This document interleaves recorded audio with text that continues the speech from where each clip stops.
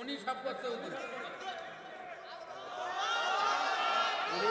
এই মাহফিলের সর্বোচ্চ সহযোগিতাকারী। আমার ঠাকুরগাঁয়ে প্রোগ্রাম ক্যান্সেল করেছে বিগত সরকারের আমলে একজন হিন্দু চেয়ারম্যান অসংখ্য হিন্দু ভাইদেরকে নিয়ে গিয়ে ডিসির বাংলা ঘেরাও করেছে এবং তিনি স্টেজে ছিলেন আমার সাথে।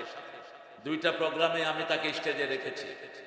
আল্লাহ যেন মাশাআল্লাহ আমার দাদা কোথায়? দাদা আসেন। হ্যাঁ, জ্ঞান বাবু, আল্লাহ তার জ্ঞান বাড়িয়ে দিক, আল্লাহ তাকে ইসলামের জ্ঞান দিয়ে ধন্য করুক, তার পরিবারকে আল্লাহ কবুল করুক। আপনার শুনে খুশি হবেন, গত 10 দিন আগে আমার এক স্টেজে মাত্র 18 জন হিন্দু ভাই কালেমা পড়ে মুসলমান হয়েছে। সবচেয়ে ছোটটার বয়স হলো 7 বছর। আমার বগলে দেখবেন, ইন্টারনেটে আছে, বগলে ঢুকে আমার সাথে কথা বলছে। ওর নাম রাখা হয়েছে হোসাইন। আল্লাহ ওদেরকে কবুল করুক। আমাদের চরিত্র যদি ভালো হতো, ওরা কত আগে কালেমা পড়ে ফেলতো, ঠিক কিনা?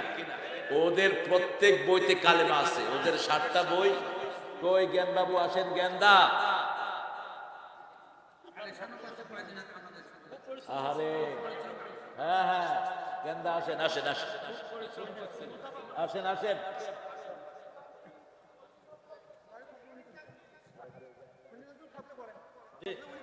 উনি সব করতে এই মাহফিলের সর্বোচ্চ সহযোগিতাকারী।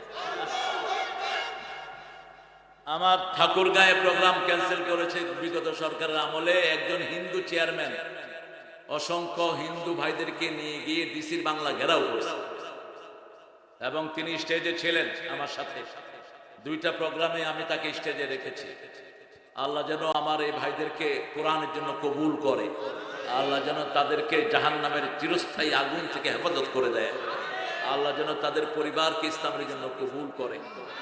আমরা তাদের জন্য দোয়া করব। রাসূল দোয়া করতেন। আবু জেহেল যখন কাফের ছিলেন, আবু জেহেলের মতো দুই আবু জেহেল, 2 ওমর, এটা সিম্বলিক, অর্থাৎ খুব বেশি প্রভাবশালী ছিলেন মক্কায়। 2 ওমরের জন্য দোয়া করছেন রাসূল সাল্লাল্লাহু আলাইহি ওয়াসাল্লাম। আমরা এখন দোয়ার দিকে যাব ইনশাআল্লাহ। আমার অনেক ভাই এসে